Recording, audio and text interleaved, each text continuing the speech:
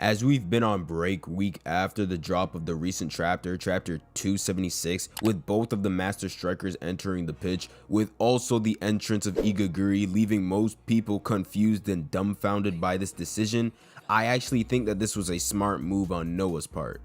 Hey guys, DarkheroJosh here, and in today's video we're going to be talking about a player that I honestly never thought I would be dedicating almost a whole video to,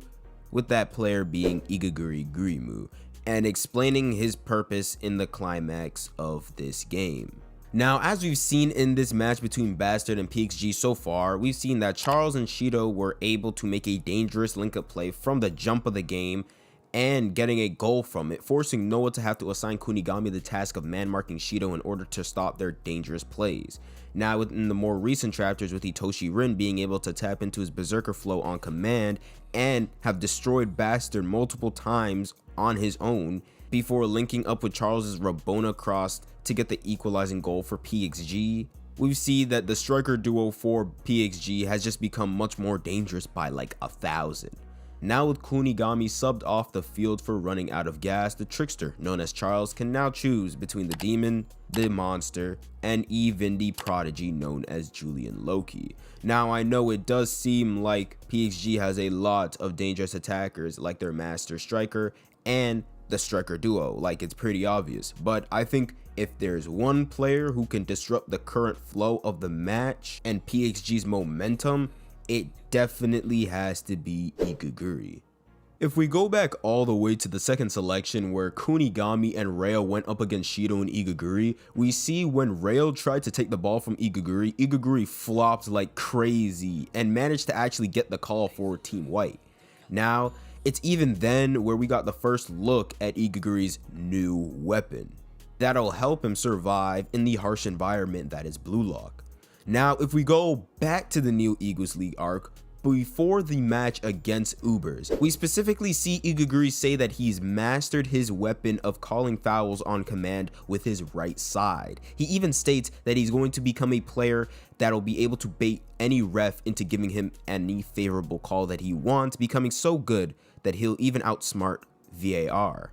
Now, I do think a lot of people at first kind of brushed off Igauri's new weapon around the beginning of the series, mainly because it was Igauri, but if you were anything like me, you were able to see the vision on how useful this weapon can really be in a heated game where things can get pretty physical. Being able to basically disrupt the flow of the game and kind of like reset it, or even better, managing to get a foul in the box to get a penalty shot.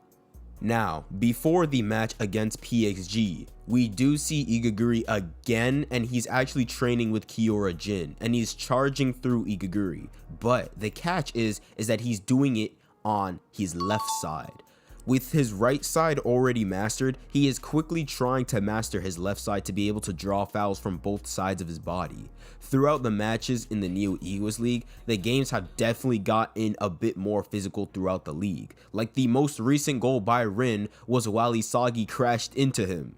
Shido is already a player with low patience and is pretty violent at that, as we've seen in his introduction back at the end of the second selection, so it wouldn't be too far-fetched to say that Igauri can really farm calls off of Shido, or luckily get one out of Rin in his Berserker flow.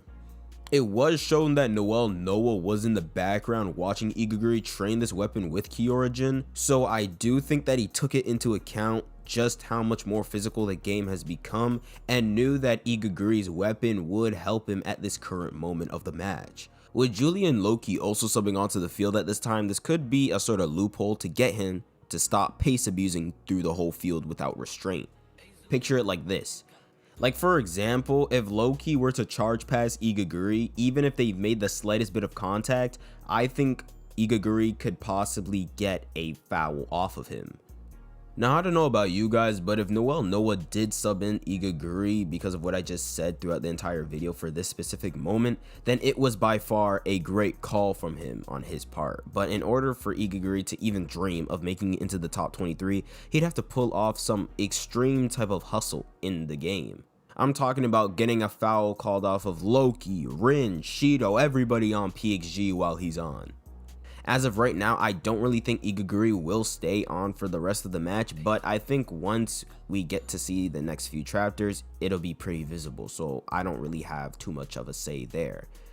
I can see an Isagi and Igauri moment happen in this match as well, kind of similar to the Isagi and Raichi moment we got back in the Ubers game when Isagi told Raichi to man mark Snuffy. But in this game, it's going to be Isagi telling Igauri to try and get a foul off of the likes of Loki. Just generally, Isagi being able to use Igauri in a way where being in the top 23 won't just be an impossibility for him anymore.